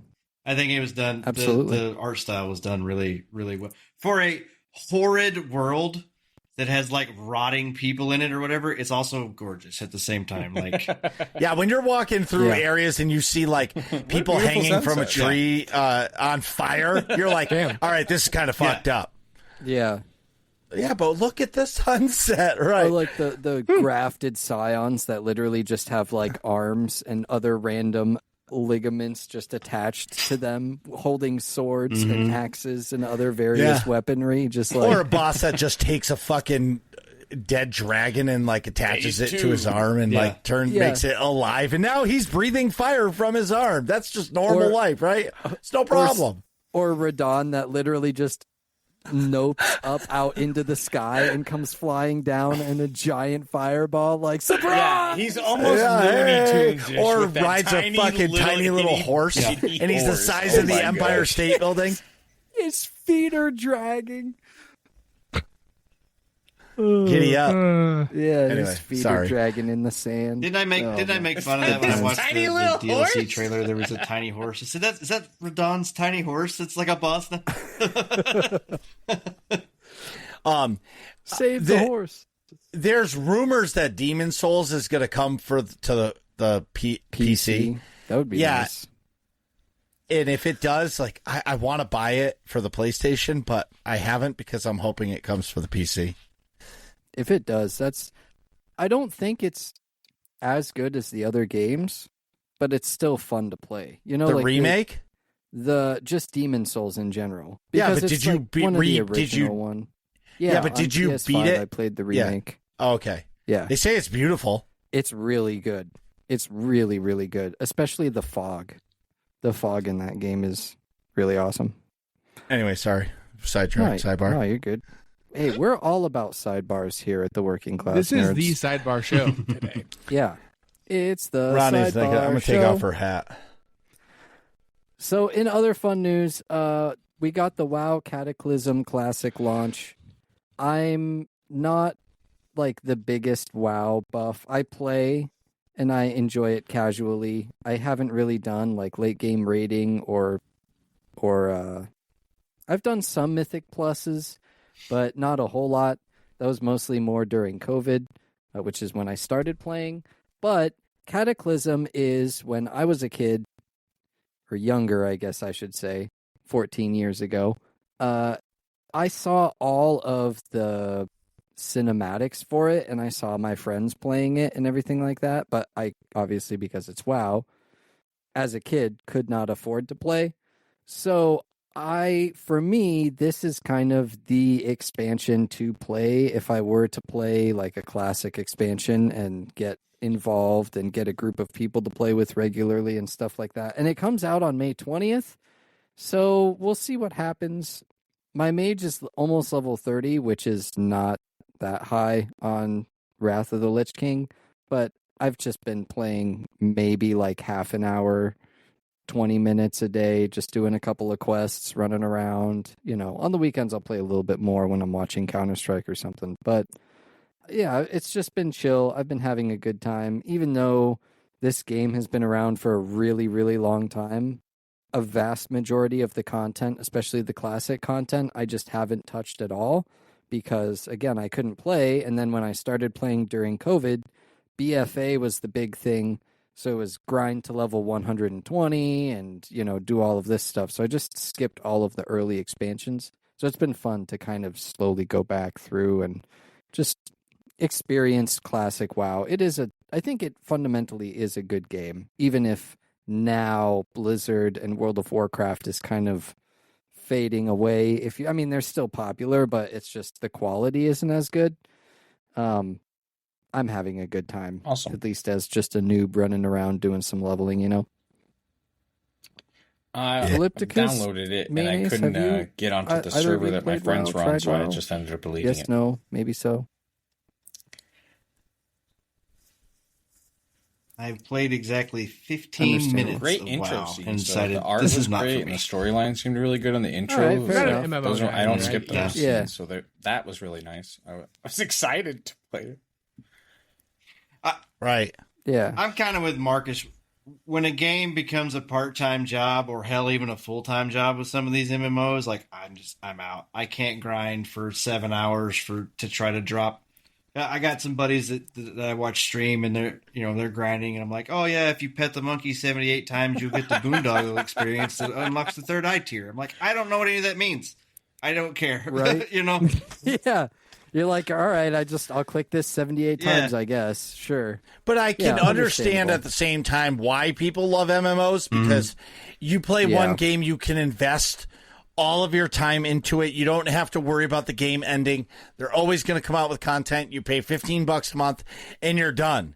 Like you can create anything, like your whole world is built on that. And I did that for years in SWTOR and I loved it for years. But then every game goes through its life cycle where it starts to slow down. The cycle starts to slow down and they can't keep creating enough content to keep you occupied for that long. Right. So I'm so excited. What they're touting as MMO, which I don't actually know, Dune Awakening comes out this summer, and we're trying to get a group together to play on. But basically, Funcom made it. They did Conan Exiles, so it's an open world survival craft game. Yep. And they're touting MMO like battles and stuff, but I don't really know what that means. Like I played Conan. And there is like a PvP server where you can kill other. I signed up for the other beta. players that are I'm on hoping they let servers, me know. but right. Ooh, they made Secret World I'm signing Legends. up right now. Yeah, they sent me an email. It that looks- I registered it looks for beta, Legends which is a got lot me of on fun. Dune Wars. Yeah. They're like, in the meantime, enjoy this Registered. Dune They also title, Spice Wars. So I ended up on an RTS. Yeah, we don't know. I was just looking at that. Yeah, but it doesn't say when the game is coming out. I think it says summer. I think it's not coming out. We were just at PAX East, and there was supposed to be a playable demo there. Oh yeah, they just had screens there. There was nothing. I don't think that game's coming out in summer. Maybe summer of 2026. Yeah, like if that game was ready to come out in the summer of 2024, you would be playing it. Yeah, I mean, you're probably right. I was just going off of what the. But I just signed up for the beta. Oh, I say that out loud. I'm sorry. Well, that's exciting.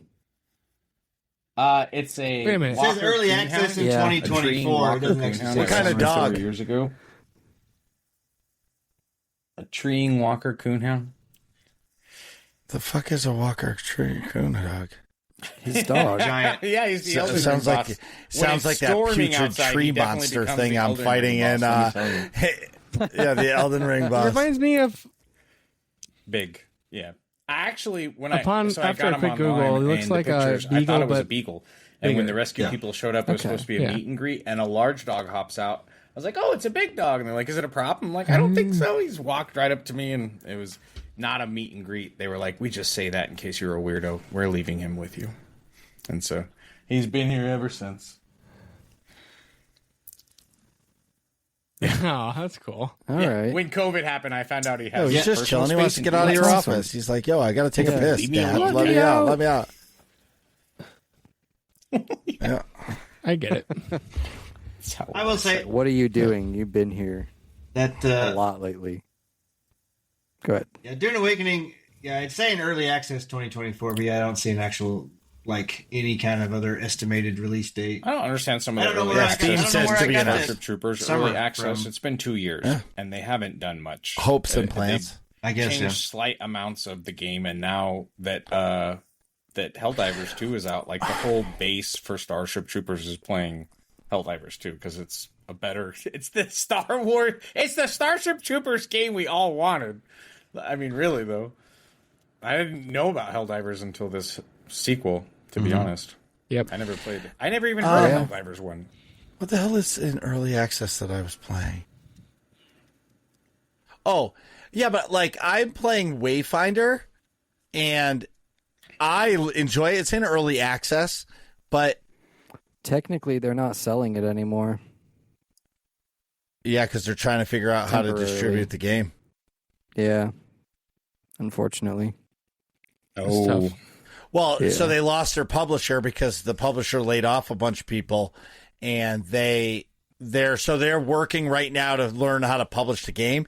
So they stopped all sales on the game right now. So you can keep playing it. The servers are on, but they're trying to figure out all those logistics so they can re-release it. Makes sense. Yeah. Anyway, it's time, gentlemen. Oh, I can't wait. Oh, let's go. In Game of the Month. Game of the Month.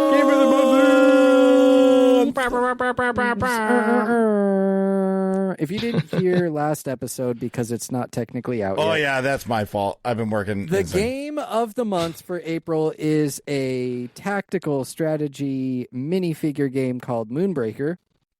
Sweet. Which is currently on sale right now for $20. I believe it's 30-something% off. But yeah, highly recommend. It's been a lot of fun. I got the one and only cosmetic pack that they have. So it is a minifigure, like you collect minifigures, and there's a quote-unquote in-game battle pass, but you don't pay for any of it. It's just included in the game. That's just the system that they use to give you stuff and, let you slowly grow and learn how to play the game.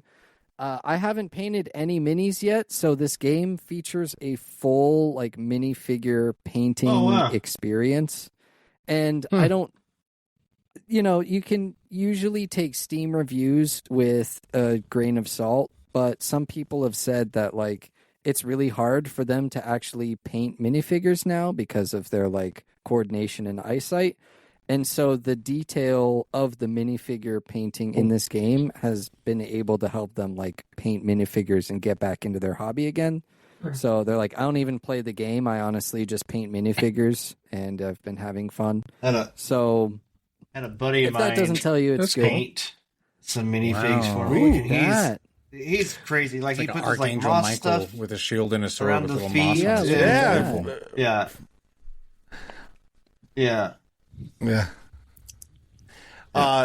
Yeah. You should have him join our Discord and get in a conversation with Frozen Cheddar. He is a minis painter. Mm-hmm. Yeah, he does like commissions for the local store and everything. This guy's built his own paint booth box on his desk. Dude. He's dude, you gotta have him join our Discord to talk to Feta. He's not even on Discord. He's just tell him to suck less. Send him the link. Exactly. Yeah, we can be the first.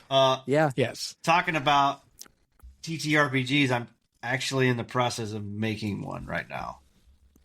Whoa! I've got a buddy of mine puts on a local con, like a tabletop con. 3 days long, I guess. Just D&D tabletop games. So I was planning on making one. I'm in the process of building it right now. I don't even know what steps I'm in. I've just worked on mechanics and whatnot. I got to get somebody in there that actually knows how to set these things up and help me iron out the details and stuff. But yeah, I'm making... Talk to Albus. Sounds, Talk to Albus in our Discord. Albus Pure, Puer. He's a huge tabletop guy. What? He runs a bunch of tabletop nights and stuff. Cool. He lives in Arkansas. That's right. Yeah. Kansas. Yeah. Woo Pig Suey. Arizona Razorbacks. Arkansas. So anyway, back to Game of the Month. Sorry. The Game of the Month news. I've been playing the boss run mode a few more times. My first playthrough I ever did, I recorded it also on my YouTube channel if you want to go check it out. I beat my first run. I thought for sure I'd get gooned because it's 10 levels and you need to keep your captain alive through all 10. And I'm not great at tabletop style strategy games, but I enjoy playing them. They're a lot of fun. And this one has single player, the boss run mode, and multiplayer. So it's kind of like it's designed to be a minifigure experience. Like, you collect minifigures, you paint them, you can play with play different matches and different things. So I think I got lucky on my first run, because since then I've tried a couple of different teams. You have like a base starting team that you pick, and as you go through the boss rush mode, each at the end of each stage, then you get to pick new minifigures to add to your roster, and they're randomized. So you get to pick ones to add to your roster to fight in the next round and all of that good stuff. It's a lot of fun. Is it like a Hearthstone where you draw random?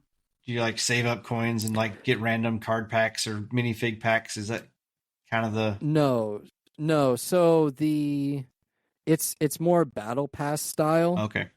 So you play games, you earn XP, and that will increase your level, and then you get, it's not just collection minifigures, it's, profiles and all of that good stuff. But all of that is included in the game. Okay. It's not extra stuff you pay for. It's that's just the system that they use in order to give you your stuff. I was just thinking there's a rarity, random RNG kind of game like that or whatever.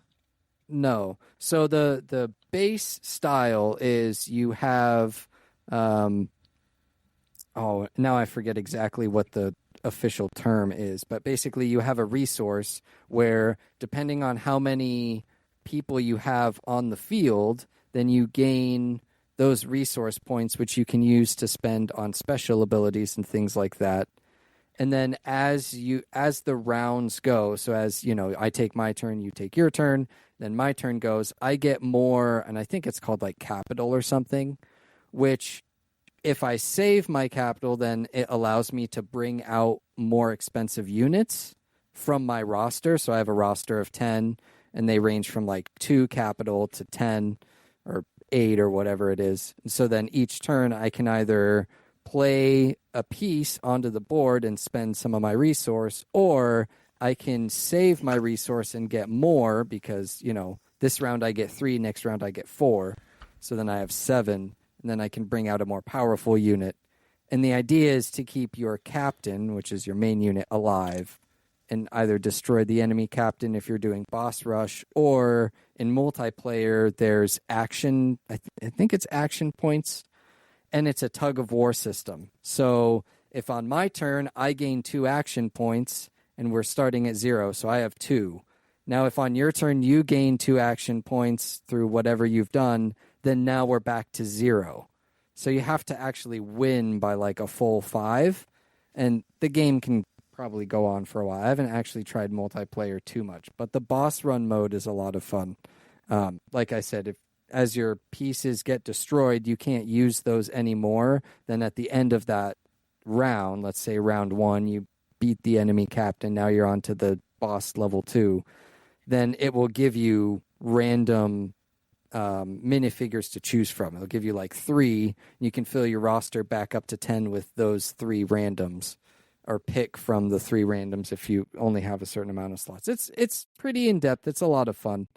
But like I said, I think I got lucky on my first run because I made it through all 10, and since then I've been getting my butt absolutely kicked. Destroyed. Haven't won one since then. But still having a lot of fun. Again, go check out the Game of the Month, Moonbreaker, currently on sale right now. Enjoy the minifigure gaming, all of that good stuff. Marcus, what's our AIE news? On Sunday nights, 8:30 p.m. Eastern Standard Time, we have Destiny 2's Clan Night. Join me and the clan as we do your weekly chores, and we always end the night with private PvP lobbies. And it's always a fun time to shoot me and kill your me. Favorite streamer. But, at the end of the day, it's all worth it for the clan. With that, I know Nick has to pee. So we'll be right back. My God, what is taking him so goddamn long? Nick, hurry up, man. It's all that beer you're drinking. Come on, bro. Bros before hoes, man. And we're back. So today we're talking with Main Ace Chase and Elipticus from the Intelligent Aces podcast. And we want to know more about the show. First off, when did you start your podcast? Yeah. I actually started it a couple years ago, and then I've kind of shelved those episodes. I actually... back here behind me, I've got cards. So all the guests that come on the show, and plus some VIPs and stuff in my chat, I put their name and stuff, and then kind of put them on a card behind me. Cool. And the king up here was a buddy of mine, Jay Thomas, who is sadly not with us anymore. He passed away last year. Rip.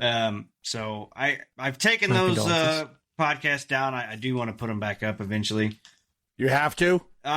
Well, it's one of those things I kind of, want to honor the dude. He was a cool dude. Yeah. You just so my suggestion is make a separate season for it. Yeah. So it's in its own category. You could call it like the beta season to where, like our first episode is called the Sound Test Beta because it was awful. Yeah. Last Jedi review. Marcus, squeaky chair. Marcus, what's up? You know what I mean? We had the mic on the gain at 100. You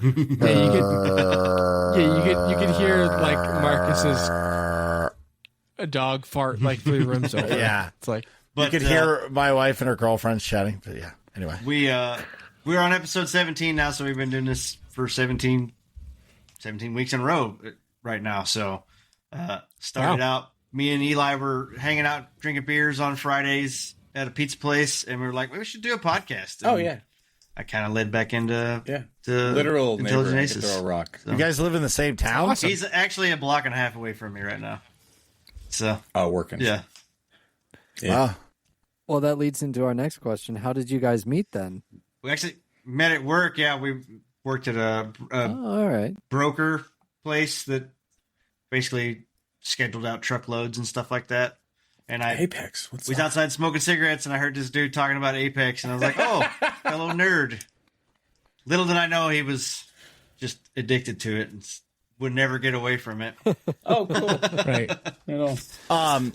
Well, that awesome. Nick and myself were cousins. We actually used to do the podcast in person. Yeah. So we used to do the podcast in person. Yeah. I like. Well, we did the podcast in person. He's like, I just want to stay home to the bar on Fridays. All right, dude, whatever. I don't care. Get out of the house. I'm a nerd. I'm a gamer. I work from home. I need to get out of the house besides the grocery store and errands and like socialize. So like Fridays at the pizza pub became a thing. And then he streamed, I streamed. Our conversations got pretty like, developed. And we're like, why are we streaming this? Why this needs to be a thing. And now I just buy alcohol and drink at home, and that's the I don't even go to the pizza pub no more. Like, what happened to that part? Yeah, we don't go out anymore. There you go. Of course, I've been on a diet for the past 2.5 months, so I've been staying away from the pizza and the beer. So I love pizza. Me too. Hey, don't we all? So, what do you guys talk about on the podcast? Basically, toxic. What we've been doing is a weekly roundup of gaming news and stuff. Pick 2 or 3 topics, and then we'll just do a reaction for an hour and a half to 2 hours. Just our reactions it's kind on of developed current news that first and episode video was games a movie and review for entertainment Godzilla movies because and TV Godzilla shows, was just stuff like so that. epic that it was like, okay, the podcast is no longer an idea. Let's go live, baby, and talk about that movie. And yep, yeah. It was. Oh my gosh, it's a good one. That movie it's top 3 for me. These guys haven't seen it, and they're sleeping on it. Yeah. That movie was fantastic. I'm mad that I haven't seen the second Dune movie.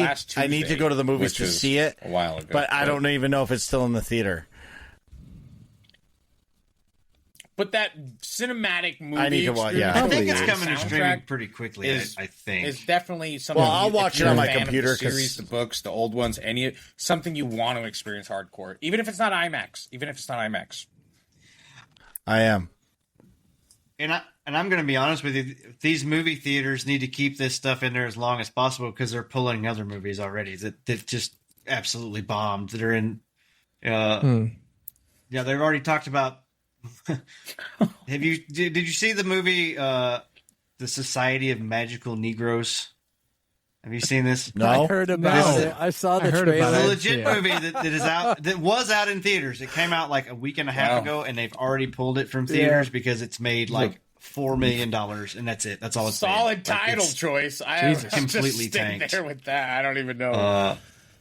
Like I said, so they need to keep. The author, director, whatever person said, "Oh yeah, we picked that title to make white people uncomfortable. That's why we picked the title." And well, that's Well, it just reminds me of the Key and Peele skit, honestly. And I think the Key and Peele skit was even. I think it was better. A lot of gaming news, probably better, definitely better. We try to bring a guest on as much as possible. We were kind of new to that segment, but bring a guest on, highlight different segments. I know that he's had some really great guests. Like, he mentioned the miniature person that he knows. So he's just like in this network, this mycelium quantum network, like so many different avenues. And so the guests have been really entertaining. And I think that's where I would like to just have a guest every episode. It sounds great.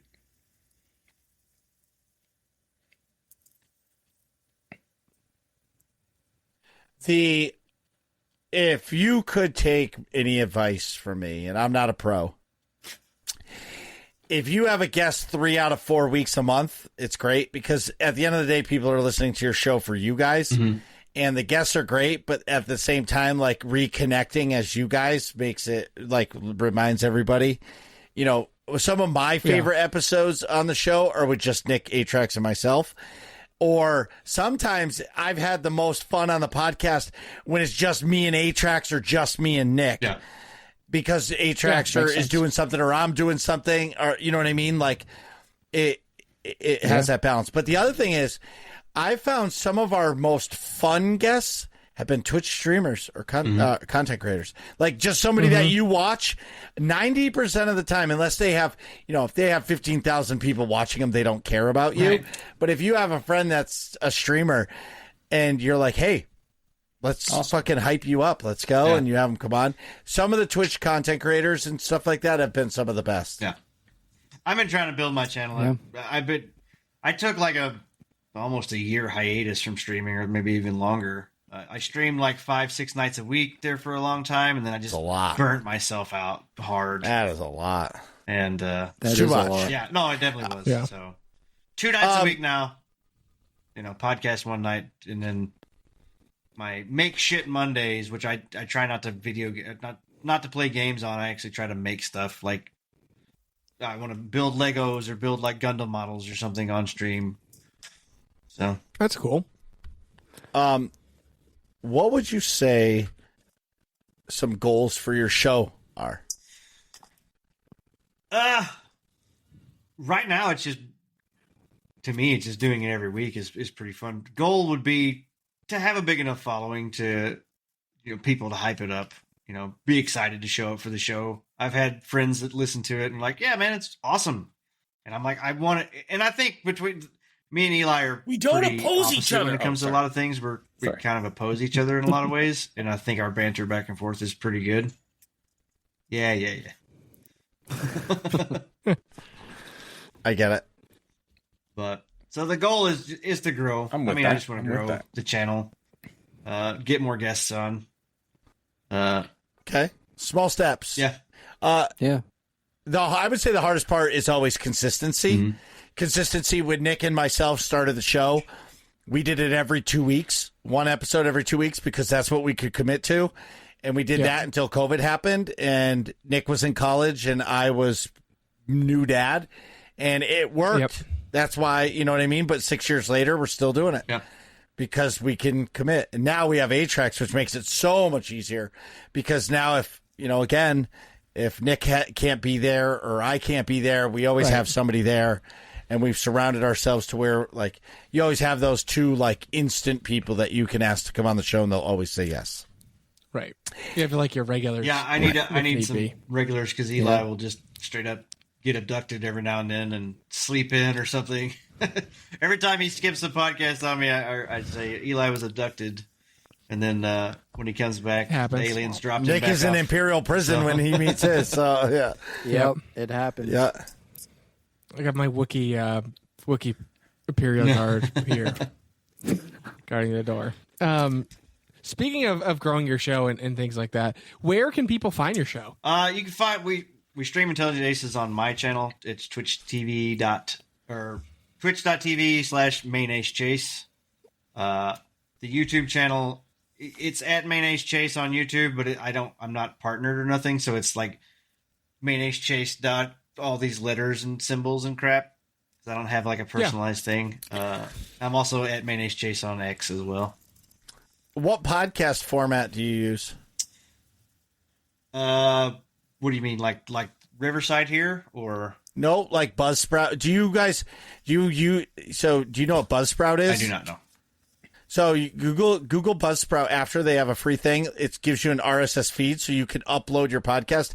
And so, like, if you go to Spotify or Apple Podcasts or anything, your podcast can just be uploaded. Obviously, there's no video, but it's just another opportunity to grow. And YouTube now has a podcast form where when you upload your content to Buzzsprout, it'll automatically upload to YouTube. Okay. It's just so people can listen to you while they're driving.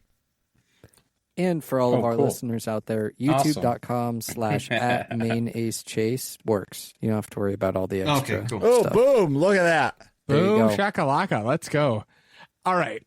Before we wrap things up, we have the most important... Oh, sorry. I was going to say, shout out to Eli, too. At Elipticus _ on his Twitch. Check him out here at playing Space Apex. News Network. We highlight all the sci-fi content creators on Twitch and YouTube, including playing some Apex here and there.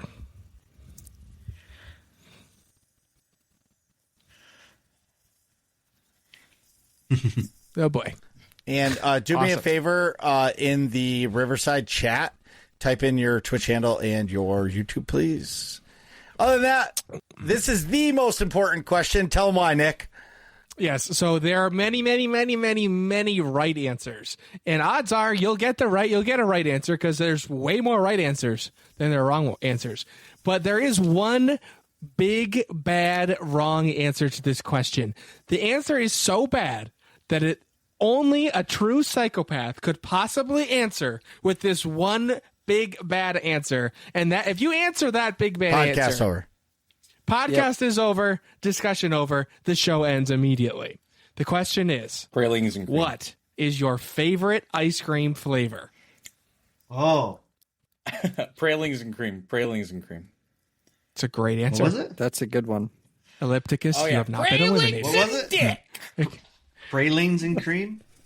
That reminds me of an SNL skit. That's funny. I've been eating this sugar-free diet ice cream stuff that doesn't have any sugar in it. That's pretty good. It's salted caramel. Yeah, but that's not. Is that your That's favorite? not your favorite. Like not what you're eating now. Your favorite of all time. So my go-to would be Reese's peanut butter cups and vanilla ice cream soft serve. You're safe.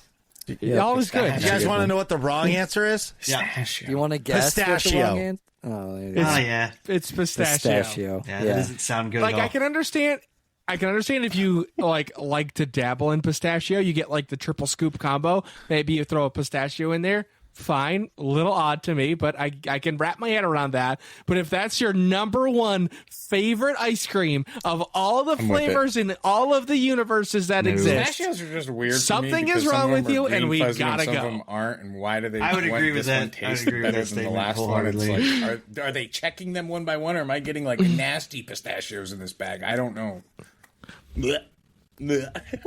Sorry about that. Oh, thanks. I know. Yep. I just personally like peanuts. I love peanuts. What are you guys talking about in here? Find out next episode of Working Class Nerds.